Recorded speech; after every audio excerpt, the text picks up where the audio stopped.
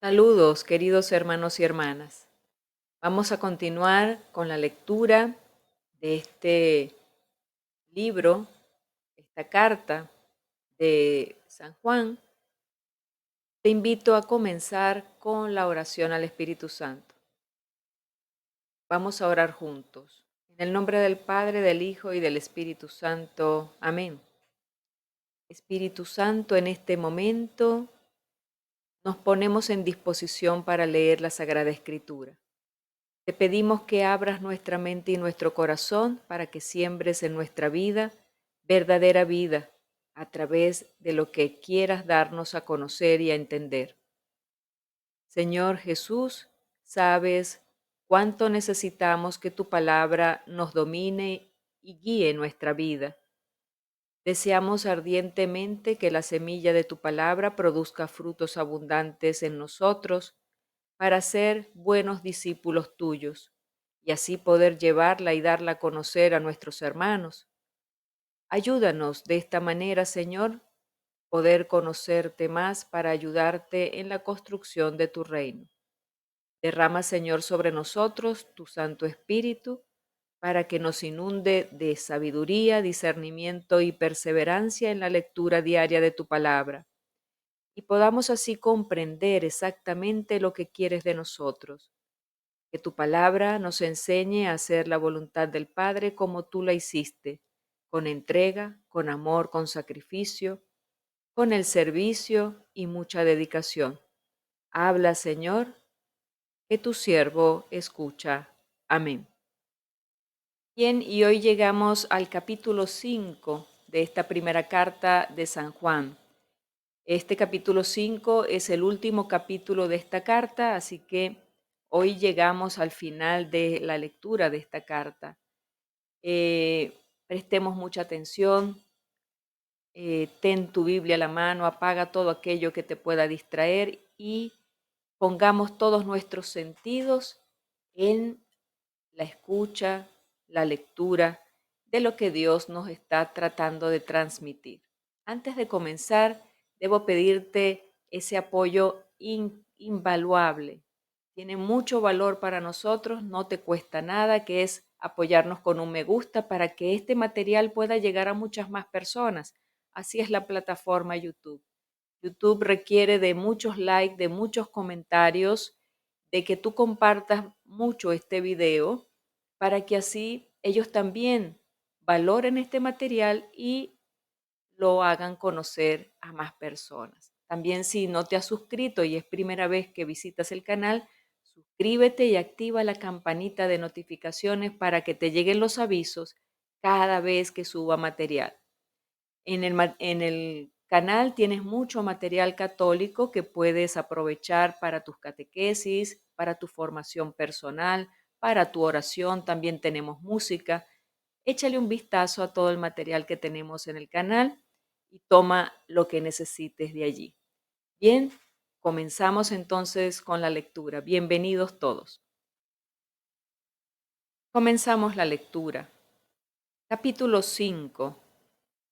De Dios viene la fe. Todo el que cree que Jesús es el Mesías ha nacido de Dios. Si amamos al que da la vida, amamos también a quienes han nacido de él. Y por eso, cuando amamos a Dios y cumplimos sus mandatos con toda certeza, sabemos que amamos a los hijos de Dios. Amar a Dios es guardar sus mandatos y sus mandatos no son una carga. Todo lo que ha nacido de Dios vence al mundo y la victoria en que el mundo ha sido vencido es nuestra fe.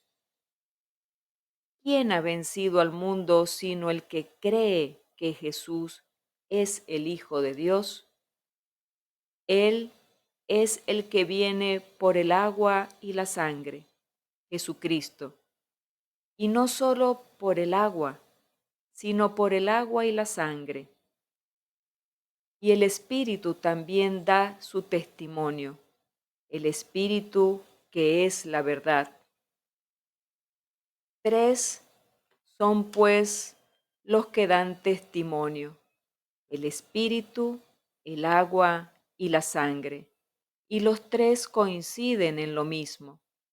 Si aceptamos el testimonio de los hombres, mucha más fuerza tiene el testimonio de Dios, y hay un testimonio de Dios, pues ha declarado a favor de su Hijo. Quien cree en el Hijo de Dios guarda en sí la declaración de Dios. Quien no cree hace a Dios mentiroso, ya que no cree al testimonio de Dios en favor de su Hijo. Pues bien, este es el testimonio, que Dios nos ha dado la vida eterna y que dicha vida está en su Hijo. El que tiene al Hijo tiene la vida. El que no tiene al Hijo de Dios no tiene la vida. Guárdense de los ídolos. Versículo 13. Les he escrito pues a ustedes que creen en el nombre del Hijo de Dios para que sepan que tienen vida eterna. Con Él tenemos la certeza de que si le pedimos algo conforme a su voluntad, nos escuchará. Y si nos escucha en todo lo que le pedimos, sabemos que ya tenemos lo que le hemos pedido. Si alguno ve a su hermano en el pecado, un pecado que no ha traído la muerte, ore por él y Dios le dará vida. Hablo de esos pecadores cuyo pecado no es para la muerte, porque también hay un pecado que lleva a la muerte, y no pido oraciones en este caso. Toda maldad es pecado, pero no es necesariamente pecado que lleva a la muerte. Sabemos que el que ha nacido de Dios no peca, pues el que ha nacido de Dios se guarda a sí mismo, y el maligno no puede tocarlo. Sabemos que somos de Dios mientras el mundo entero está bajo el poder del maligno. Sabemos también que el Hijo de Dios ha venido y nos ha dado inteligencia para que conozcamos al que es verdadero. Nosotros estamos en el verdadero, en su Hijo Jesucristo. Ahí tienen el Dios verdadero y la vida eterna. Hijitos, guárdense de los ídolos. Bien, hermanos, y luego de haber terminado con la lectura, paso a la parte de compartirles el comentario. Y este comentario es justamente el que está al pie de la lectura que acabo de realizar. Sí, la Biblia católica, si tienes una Biblia católica en tus manos, debes notar que abajo hay un lugar en donde aparecen unos comentarios. Pues esos comentarios son justamente las interpretaciones que están autorizadas por la Iglesia y son las que les voy a compartir, no son interpretaciones personales. ¿Ok? Hago esa aclaratoria. Entonces, en este capítulo 5, en el versículo 1, nos habla de Dios amor. Dice, Dios amor es el que nos pide creer en su Hijo y la fe es una victoria. Juan escribió el Apocalipsis para alentar a los creyentes perseguidos, mostrándoles la victoria que comparten junto a Cristo por el solo hecho de creer. Aquí lo repite de otra forma. Nuestra mayor victoria será conquistar nuestra herencia de hijos e hijas de Dios, es decir, la eternidad misma de Dios. Pero desde ya, los que creen en Cristo han alcanzado la verdad. ¿Quién es la verdad? Dios. Versículo 2. Aquí Juan toma al revés lo que dijo en el capítulo 4, versículo 20. El que ama bien a sus hermanos es el que ama a Dios. Hay muchas cosas que se llaman amor y tal vez todas tienen algo de amor, pero con más y menos.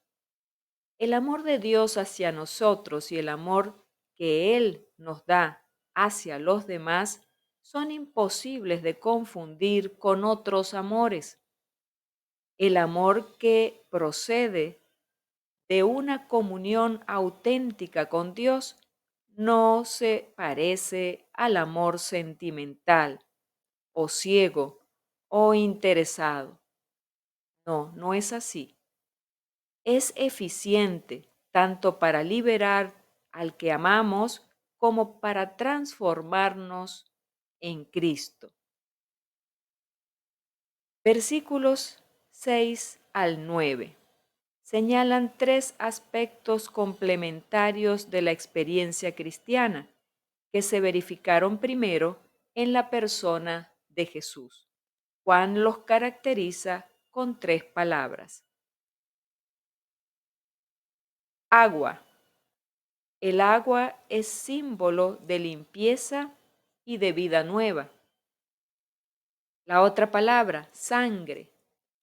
La sangre del sacrificio, de la expiación dolorosa del pecado, la sangre de los mártires. Tercera palabra, espíritu.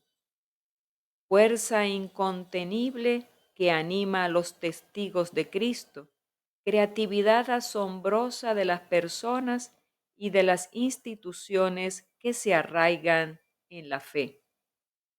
Estos tres señalan a Jesucristo y también caracterizan la salvación cristiana. Es fácil ver que tienen su correspondencia en los tres sacramentos del bautismo, la Eucaristía y la confirmación. Versículo 7. Hasta el comienzo del siglo pasado se leía un versículo mucho más largo. Nos decía, abre comillas, son tres los que dan testimonio en el cielo, el Padre, el Verbo y el Espíritu Santo. Y tres son los que dan testimonio en la tierra, cierra comillas.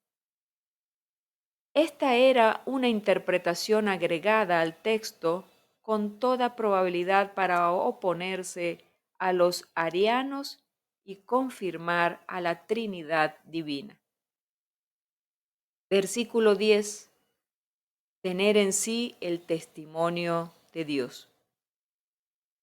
Una vez más, nos encontramos con esta certeza de Juan. La fe no es una opinión, sino una intuición nueva de la verdad, sembrada en nosotros por Dios. Dios es quien siembra la fe en nosotros. Por eso debemos pedirle a Él, Señor, aumenta mi fe. Señor, aumenta mi fe. Él la siembra y nosotros, por supuesto, ponemos nuestro mayor empeño en hacerla crecer. ¿Cómo? Estudiando catequesis, formándonos, leyendo la palabra. Pero en definitiva, quien hace crecer y florecer esa fe es Dios.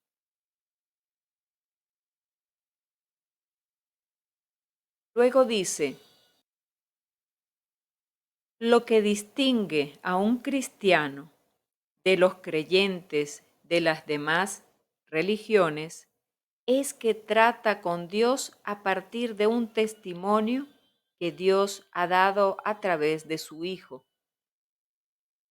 No es portador de una versión de la verdad más, sino de una unión personal con Dios. Ninguna religión ha pretendido poseer este secreto. El primer paso se da cuando uno acoge la verdad que está en Jesús. Esta acogida se apoya en el testimonio y la enseñanza de los apóstoles, pero también la sostiene una intuición que sabe distinguir entre lo verdadero y lo falso. cuando los maestros trastocan el mensaje. Hay épocas en que incluso en la iglesia los maestros siembran confusión. Es el tiempo del anticristo. Todo cristiano debe hacerse responsable de su fe y probar a los profetas. Versículo 13. En esta conclusión, Juan repite lo que dijo en toda la carta. Ustedes que creen, sepan lo que tienen. No menosprecien el paso que dieron al reconocer a Cristo. Exploren y busquen las riquezas que les están destinadas y que se encuentran en aquel que nos ama. ¡Qué belleza! Versículo 16. Juan distingue entre el pecado que lleva a la muerte al rechazar la fe y la verdad, y las faltas de debilidad que no apagan la esperanza ni la fe. Versículo 19. El mundo está bajo el poder del maligno. No se puede decir sin más que el mundo es bueno o es malo. No nos extrañemos, pues, si los autores de la Biblia evocan algunas veces los aspectos positivos del mundo como obra de Dios y manifestaciones de la riqueza de Dios, y si en otros lugares lo muestran lleno de enemigos. El apóstol Juan forma parte de los escritores bíblicos que atribuyen una influencia decisiva al maligno. En esto no contradice a los demás testimonios del Nuevo Testamento. Líbranos del maligno, concluye el Padre Nuestro en Mateo 6:13. Hay ahí para nosotros un misterio. ¿Qué crédito podemos otorgarle a la presencia en el mundo de un espíritu creado, enemigo de Dios y Señor de la creación, y por lo menos de una buena parte de las claves de la historia? Algunos dirán que es un resto de creencias primitivas en espíritus buenos y malos. ¿No habrá que decir más bien que si tantas religiones están convencidas de la presencia de espíritus malos, solo interpretan con eso la experiencia más común? Y la Biblia, por su parte, fue recogiendo poco a poco, con mucha sobriedad, esta intuición. Para los apóstoles y para el cristiano, el mundo no es, como para muchos orientales, una realidad vacía, es decir, algo de pura apariencia en donde no encontraremos los verdaderos valores, sino más bien el lugar donde se ejerce una presencia hostil. Versículo 21 finaliza esta lectura diciendo: guárdense de los ídolos. Algunos piensan que se trata de una advertencia a los cristianos tentados de sacrificar a los ídolos, concretamente a las estatuas de Roma o del emperador, porque ya era el tiempo de las persecuciones romanas. Pero parece que la carta no toca ese problema y que se queda en el terreno de la fe, dirigiéndose a los cristianos formados por la ley y para quienes los ídolos paganos eran la cosa más abominable.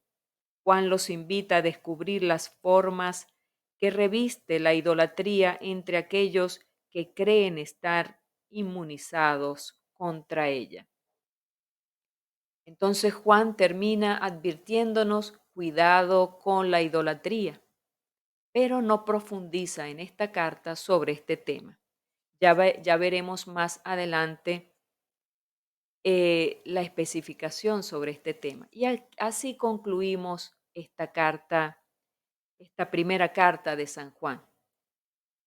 Eh, Hermosa, rica, digna de ser repasada y releída. Ahí te he dejado todos los videos para que la puedas repasar, tomar nota, porque es importantísima tenerla clara para pasar al siguiente libro. Entonces sigamos adelante con mucho ánimo, perseverancia, hermanos. Bien, y como les decía, hemos llegado al final de este capítulo 5, también al final de esta carta, esta primera carta de San Juan, con la alegría de haber podido culminar esta primera parte. Ya nos preparamos para la siguiente. Muy pendientes de la próxima publicación, ya estaremos leyendo el libro de San Juan. Ese es el que nos corresponde, pero ya es el Evangelio. Bien, entonces te recuerdo suscribirte al canal, activar la campanita, compartir el video, comentar y apoyarme con el dedito arriba. Es un apoyo incalculable, grandísimo, que no te cuesta nada, pero aquí es muy valioso para darle fuerza a estos videos. Debemos proclamar a los cuatro vientos la palabra de Dios, hermanos. Entonces tú te puedes convertir en un agente evangelizador a través de este medio, compartiendo estos videos. Te digo hasta la próxima, si así Dios lo permite. Dios te bendiga.